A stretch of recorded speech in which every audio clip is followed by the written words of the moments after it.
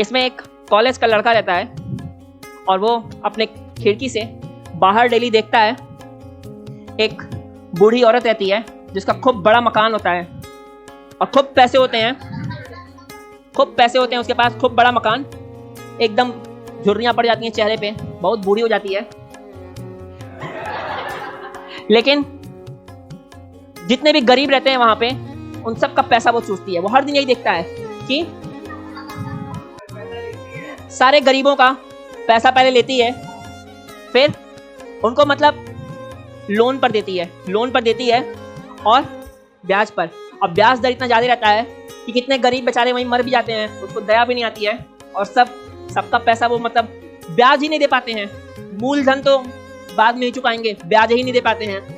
हर दिन वो कॉलेज का स्टूडेंट ये देखता था और मन में बड़ी खटास आती है उसके। सोचता है कि भगवान इसको मार ही क्यों नहीं देते हैं, इतनी डाइन औरत, ठीक है, कितने पता नहीं कितने लोगों का पैसा चूस ली, पूरे गांव को परेशान करके रखी है, मार ही दीजिए। एक विचार उसके दिमाग में आया, तो मार ही क्यों नहीं देता इसको। धीरे धीरे हर दिन देखते देखते एक दिन फिर सोचता है कि गांव वाले इतने इससे परेशान हैं, इतना त्राही मचा के रखी है, गांव वाले मिलके ही इसको क्यों नहीं मार देते हैं, इसको मार के खत्म कर देना चाहिए। ऐसी औरत का जिंदा रहना क्या, पूरे गांव को लूट डाली है और बेचारे कितने किसान इसके नाते कितना बेबस हैं, सारा जमीन बिक गया, सारा जायदाद बिक गया, कुछ नहीं हुआ। फिर सोचता है कि कुछ दिन और बीतता है, ठीक है, तो कुछ दिन और बीतता है, सोचता है कि मैं ही क्यों नहीं इसको मार देता हूँ, मैं अभी तक क्यों ऐसे खड़ा हूँ, ठीक है, मुझे ही इसको मार देना चाहिए। इस सोचता है। हम लोग भी बहुत कुछ सोचते रहते हैं, ठीक है, दिमाग में आप बहुत कुछ सोचते हैं, लेकिन कुछ सोच होती है जो दिमाग में घर करने लगती है, बढ़ने लगती है, आप उसको बढ़ावा भी देते हैं, धीरे धीरे वो बढ़ती है। एक बार उसके कॉलेज का फीस देने की जरूरत होती है और उसको कॉलेज का फीस होता नहीं है उसके पास। उसके दिमाग में तुरंत आता है कि यही औरत है जो लोन देती है सबको, हमको भी लोन की जरूरत है क्योंकि कॉलेज का फीस चुकाना है। जाता है, उसके पास एक बहुत कीमती घड़ी होती है उसकी, वो घड़ी लेके जाता है और बूढ़ी औरत को देता है, कहता है कि इसके बदले जो भी पैसा हो दे दो हमको और इससे हम अपने कॉलेज का फीस चुका देंगे। वो जाती है, बूढ़ी औरत अपना चश्मा वश्मा सही करती है और थोड़ा सा जाती है, मतलब शाम का समय रहता है, खिड़की से धूप आ रही होती है, खिड़की के पास जाके वो लेंस लगा के ऐसे देखती है, तब तक वो लड़का पीछे जाता है, उसका गला दबा के उसको मार देता है। उसके बाद जब वो मर जाती है उसको आश्चर्य होता है, मैं कैसे मार दिया, एकदम शॉक सा लगता है। जब पहली बार कोई ऐसा हत्या करता है ना, शॉक सा लगता है, मैं कैसे मार दिया, ठीक है। लेकिन एक विचार कि मार देंगे, वो विचार घर करते गया।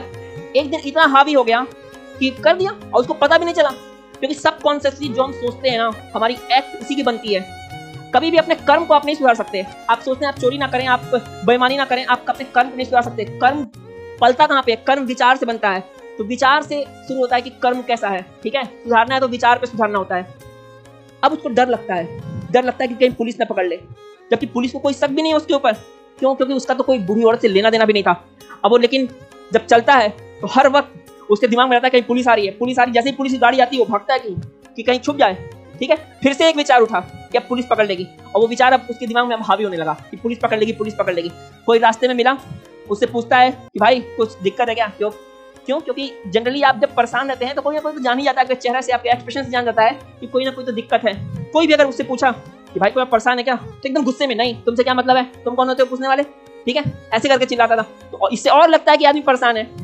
रात में नींद आना बंद हो गया, हर वक्त पुलिस की गाड़ी जैसे ही आती थी कान बंद करके कहीं पुलिस ना पकड़ ले।